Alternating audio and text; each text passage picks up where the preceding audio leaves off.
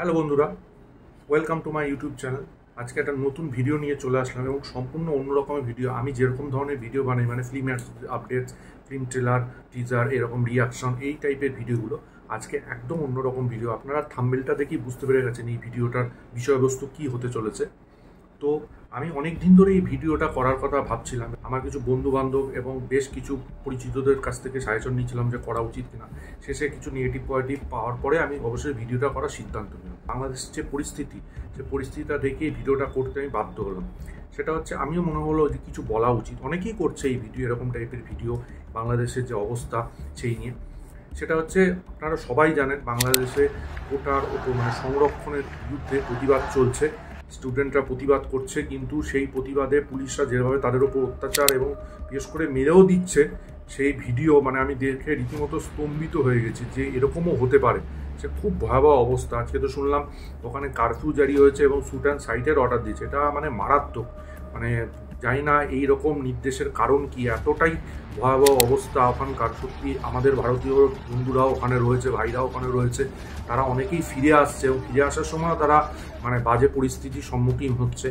তো আমি যেইটুকুনি জানি এই ব্যাপারটা নিয়ে সেটাই আপনাদের সামনে তুলে ধরবো। আপনাদের এই বিষয়ে কি মতামত অবশ্যই কমেন্ট বক্সে জানাবেন। আর হ্যাঁ, আমি কোনো পলিটিক্যাল পার্সন না, এটা সম্পূর্ণরূপে একটা নিরপেক্ষ ভিডিও। এই ঝামেলাটা পুরোপুরি রিজার্ভেশনের উপর ভিত্তি করে শুরু হয়েছে। এর আগেও এরকম একটা ঝামেলা বা এরকম একটা আন্দোলন প্রতিবাদ তৈরি হয়েছিল, কিন্তু প্রতিবাদটা হচ্ছিল শান্তশিষ্ট রকমের। শীর্ষ আদালত যে 30% যে রিজার্ভেশন অ্যানাউন্স করেছিল মুক্তিযোদ্ধাদের ওপর, সেই 30% রিজার্ভেশন নিয়েই ঝামেলাটা হচ্ছে। হ্যাঁ, তার মধ্যে যারা এই রিজার্ভেশনের পরিপ্রেক্ষিতে বেশ কিছু অ্যামেন্ডমেন্টও আছে। 5ই জুন শীর্ষ আদালত 30% রিজার্ভেশন বাতিল করে, যেটা 2018 সালের মানে 2018 সালের রায়টাকে বাতিল করার পরেই এই ঝামেলাটা শুরু হয়। 56% রিজার্ভেশন আছে ওখানে সরকারি চাকরির পরীক্ষার ওপর, তার মধ্যে 30% হচ্ছে মুক্তিযোদ্ধাদের, মানে যারা বাংলাদেশের যুদ্ধে নিজেদের জীবন দিয়েছেন এবং সাহসিকতার সঙ্গে লড়েছেন, তাদের ওপর 30%, 56-এর মধ্যে 30% তাদের জন্য। মিড-90-তে এটা একটা অ্যামেন্ডমেন্ট হয়েছিল। মুক্তিযোদ্ধা যারা পার্টিসিপেট করেছিল তাদের ছেলেমেয়েরাও পাবে বলে জানা গেছিল। তারপরেও আর একটা অ্যামেন্ডমেন্ট হয়েছিল, যে অ্যামেন্ডমেন্টে বলা হয়েছিল নাতি নাতৃরাও এই সংরক্ষণের আওতায় আসবে। তো এই 30%কে নিয়ে যত ঝামেলার সূত্র।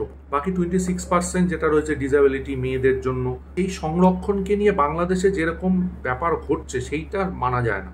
সেটা সত্যি খুব ভয়াবহ। সরাসরি দেখানো হচ্ছে, ভিডিও দেখতে পাচ্ছি যে মা একটা ছাত্রকে মেরে দিচ্ছে, যেটা বীভৎস নির্মম একটা, এবং সেটা মানা যায় না। ঠিক আছে, এবং যেরকম অত্যাচার চলছে ওখানে, কারফিউ করে দিয়েছে। ঠিক আছে, শুট অ্যান্ড সাইটের অর্ডারে, যেটা আমি কিছুক্ষণ আগে বললাম।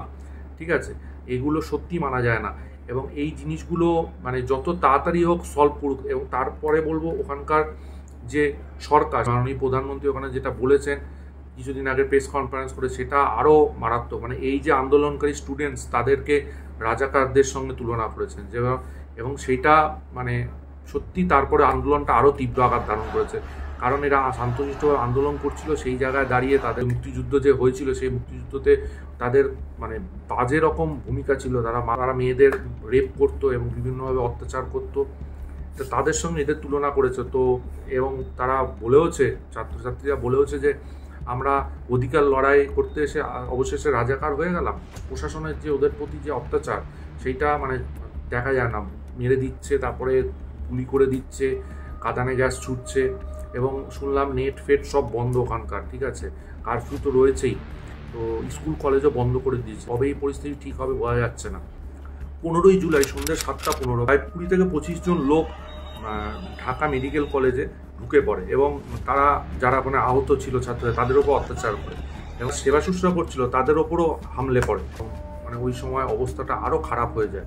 এখনও পর্যন্ত বাংলাদেশে 10 জনের ওপর মৃত্যু হয়েছে স্টুডেন্টদের, এবং প্রচুর স্টুডেন্টরা আহত।